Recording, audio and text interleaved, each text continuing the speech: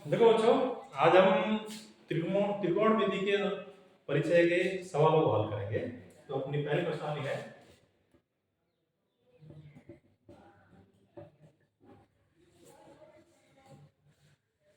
पहला सवाल।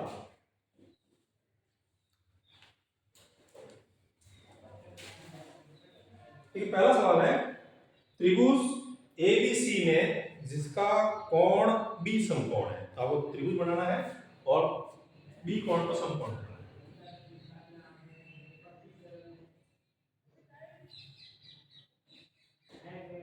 जहां पर आपने समकोण बनाया है वहां पर बी लिखना है, क्योंकि प्रश्न में लिखा हुआ है कि कोण बी समकोण है। तो यहाँ समकोण बन रहा है तो यहाँ क्या लिखेंगे, बी, और ये हो गया सी। आगे कहता है ए बी बराबर 24 सेंटीमीटर। यहाँ देखें, ये ए बी ये कितनी है, 24 सेंटीमीटर। बी सी बराबर 7 सेंटीमीटर। यह बी सी 7 सेंटीमीटर। तो निम्नलिखित का मान ज्ञात कीजिए।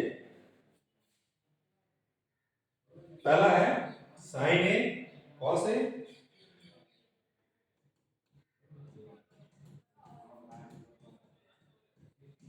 और दूसरा है साइन सी कॉस सी।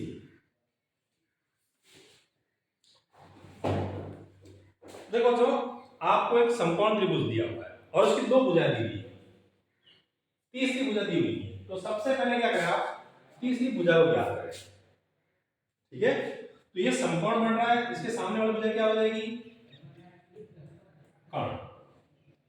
तो हमें कर्ण ज्ञात करना है और पाइथागोरस प्रमेय के हिसाब से कर्ण का स्क्वायर जो है शेष दोनों भुजाओं के वर्गों के योग के बराबर होगा।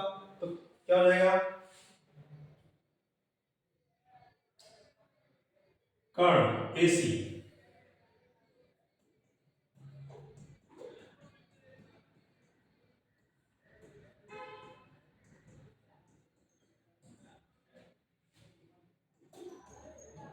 एसी स्क्वायर शेष दोनों भुजाएं, पहली भुजा है ए बी और दूसरी भुजा है बी सी। तो कर्ण का वर्ग शेष दोनों भुजाओं के वर्गों के योग के बराबर होगा। मान लेते हैं एसी, एसी का मान दिया हुआ नहीं है, एसी ही लिखे। ए बी आपको दिया हुआ है 24 सेंटीमीटर, तो लिख दो 24 सेंटीमीटर उसका प्लस बीसी, ये रहा बीसी कितना है 7 सेंटीमीटर, लिख दिया 7 सेंटीमीटर उसका 24 का स्क्वायर करें, यानी 24 को 24 से गुणा करना, कितना हो गया 500। ठीक है, अगर आपको याद नहीं है तो आप गुणा करके भी कर सकते हैं। 24 को 24 से गुणा करना, स्क्वायर का मतलब है उस संख्या को दो बार गुणा करना है। तो 4 को 4 से गुणा किया 16, तो ये 8 और 1 9, 8 और 4 ऐसे। आपको याद है, ठीक, नहीं तो आप रफ कॉपी जाकर गुणा करते हैं और स्क्वायर करते हैं। 7 का स्क्वायर यानी 7 को 7 से गुणा करना है, तो 7 को 7 से गुणा करते हैं, या 7 का स्क्वायर कितना आता है 49।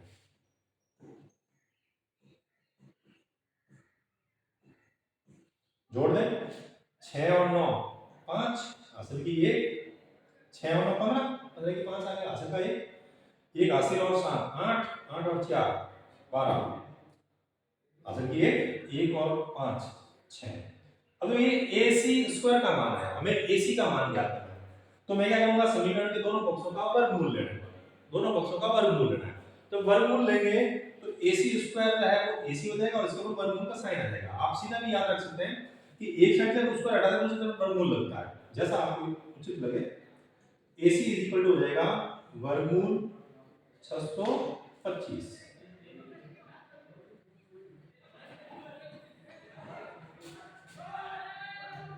AC बराबर है 625 का वर्गमूल, 625 का वर्गमूल 25 होता है।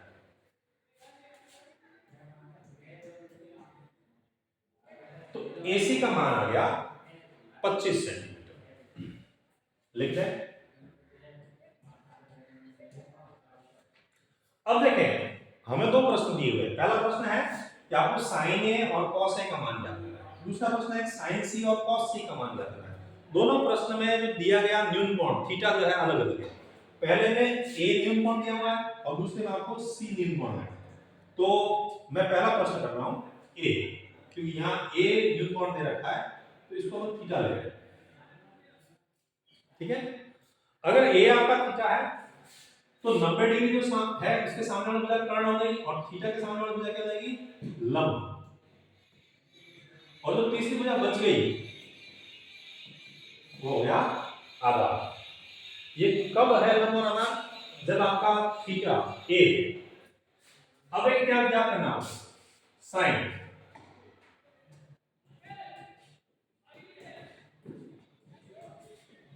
और त्रिकोणमितीय अनुपात मैंने आपको सारे लिखाए थे कल। तो साइन a का मान क्या होता है, लंब बटा कर्ण, यानी लंब और कर्ण की भुजाओं का अनुपात जो है साइन से लिखते हैं। तो साइन बराबर हो जाएगा लंब बटा कर्ण।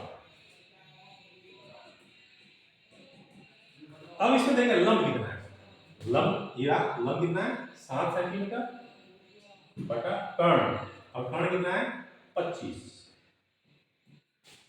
देख तो अगर कटते हैं ठीक, नहीं तो कोई बात नहीं। तो साइन ए का मान आ गया 7 बटा 25, 7 अनुपात 25। दूसरा क्या करना है, कॉस ए, और कॉस ए का मान होता है आधार बटा कर्ण। ये भी अनुपात आपको लिखा हुआ है।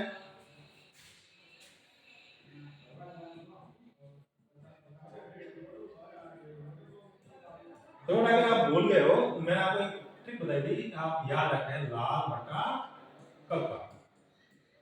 और दूसरा आपको इनका क्रम याद रखना है। सबसे पहला अनुपात जो है वो साइन है और दूसरे नंबर पे है कॉस। तो ये रहा दूसरा, एक नंबर दो नंबर, ये दो आधार बटा कर्ण। ठीक है, याद रख, ठीक है, नहीं तो ट्रिक से याद रखें। क्रम आपको 6 याद रखना है और ये ट्रिक याद रखनी है। कॉस ए आधार बटा, इसमें देखें आधार कितना है, आधार ये रहा 24 सेंटीमीटर, इधर 24 सेंटीमीटर, और कर्ण 25। तो कॉस ए का मान आया 24 बटा 25।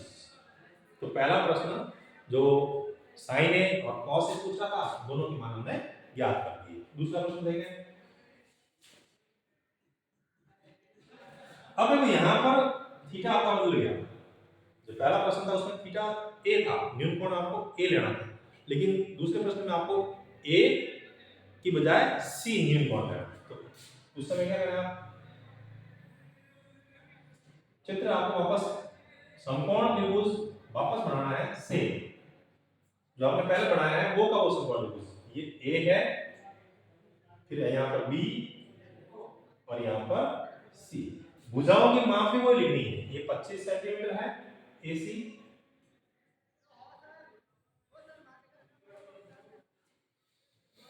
बीसी आपकी 7 सेंटीमीटर है, और AB 24 सेंटीमीटर। ठीक है, लेकिन आपको थीटा सी लेना है, ये राशि ये आपको न्यून पड़ना है। तो ये 90 डिग्री है, इसके सामने वाला भुजा कर्ण, ये आपका न्यून कोण है सी, इसके सामने वाला भुजा लंब, और जो तीसरी भुजा है वो आधार। अब देखिए हमें क्या करना है, साइन सी।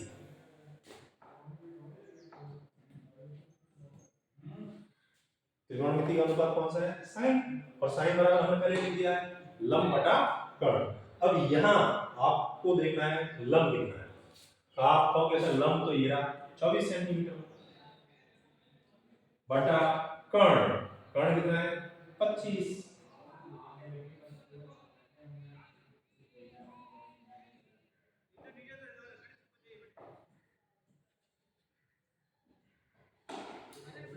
दूसरा क्या करना है आपको, cos c।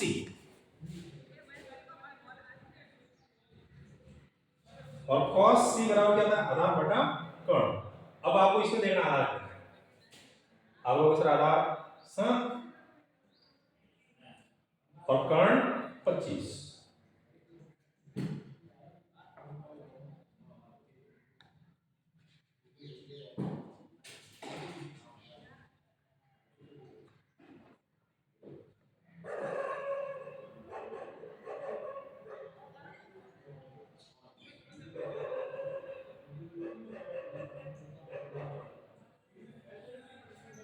इस तरह से आप साइन और कॉस का मान ज्ञात करें। नेक्स्ट है, अगला प्रश्न है, आकृति 8.13 में tan p minus cot r का मान ज्ञात कीजिए।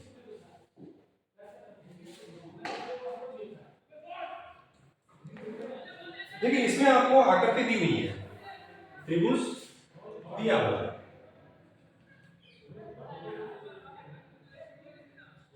P Q R, ये 12 सेंटीमीटर,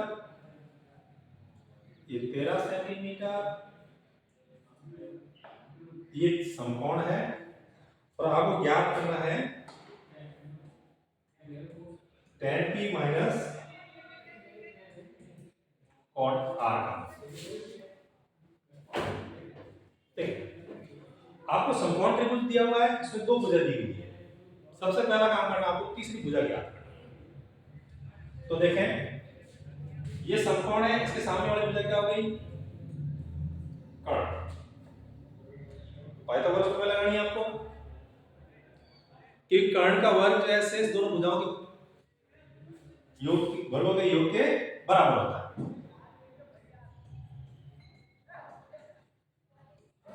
समकोण त्रिभुज PQR में पाइथागोरस प्रमेय से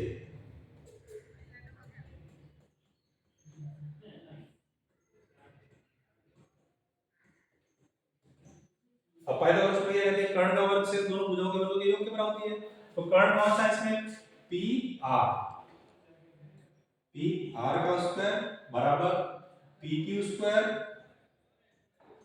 प्लस QR स्क्वायर। मान रखते हैं PR दे रखा 13, PQ का मान भी दे रखा है 12 सेंटीमीटर, लिख दे।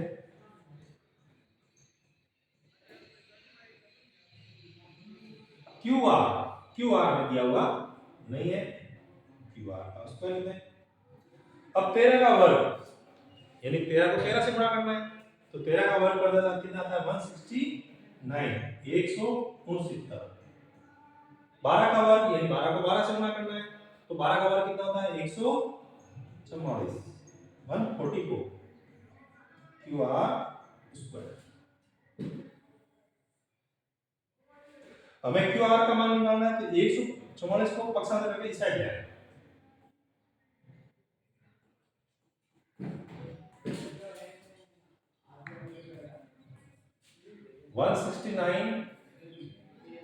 माइनस 144 क्या हो गया, QR का स्क्वायर।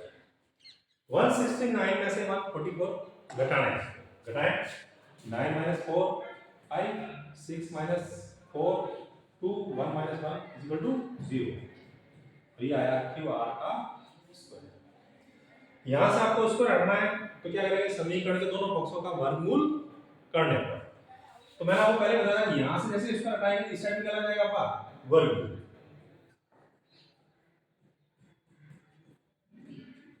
तो QR का मान हो जाएगा 25 का वर्गमूल होता है 5,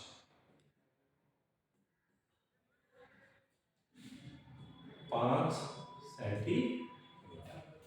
अब देखो हमें ज्ञात क्या करना है, ज्ञात करना है tan p minus cot r। यहां ध्यान देखें, यहां पर दोनों का न्यून कोण अलग अलग है। यहां पहले p को न्यून कोण लगाना है और दूसरे में r को। तो पहले अपन tan p का मान ज्ञात करेंगे, ये रहा p, इसको न्यून कोण है। तो इस कोण के सामने वाली जो भुजा होगी वो क्या होगी, लंब। ये p है, इसके सामने वाली भुजा ये हो गया लंब। ये 90 डिग्री, सामने वाली भुजा क्या हो गई, कर्ण। और जो तीसरी भुजा बच गई वो हो गया आपका आधार।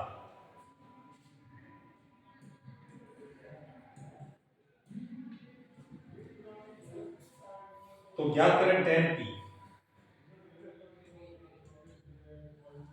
अब tan, मैंने आपको पहले एक ट्रिक बताई थी, आपको त्रिकोणमितीय अनुपातों का क्रम याद रखना है। tan जो है तीसरे नंबर पे आता है, sin cos tan। तो tan बराबर क्या हो जाएगा, और लाल बटा काका से देख लो, लाल l बटा a, यानी कि लंब बटा आधा, लंब बटा आधा। तो tan p लंब, इसमें देखना लंब कितना है, ये रहा लंब कितना है 5 सेंटीमीटर, बटा आधार, आधार कितना है 12। तो tan p का मान आ गया। फिर निकालना है cot r का मान। अब देखिए यहाँ थीटा न्यूटन कोण चेंज हो रहा है, तो आपको क्या करना है, त्रिभुज वापस बनाना है।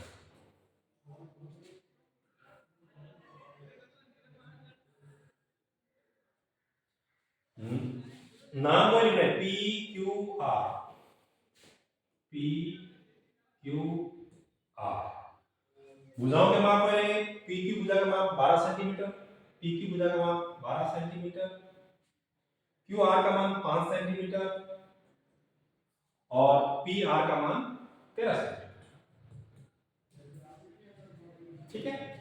अब देखो ये समकोण है, सामने वाली भुजा कर्ण, लेकिन अब आपको न्यूनतम कोण आर लेना है, 13।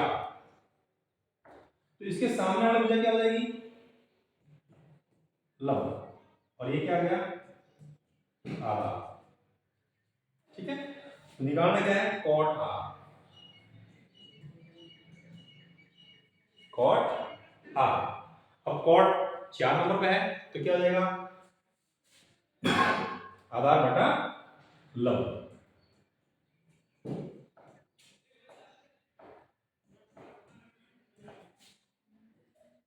cot r इस पर देखना, क्योंकि थीटा हमने r लिया हुआ है, तो ये डायग्राम करेंगे आप। आधार, आधार कितना है इसमें 5 सेंटीमीटर बटा लंब, और लंब कितना है 12। ठीक है। अब हमें देखो क्या याद करना था, वापस प्रश्न में चले, tan p minus cot r। मान याद करें, tan p minus cot r, मान रखें tan p का मान है 5 बटा 12 माइनस cot r का मान भी है 5 बटा 12।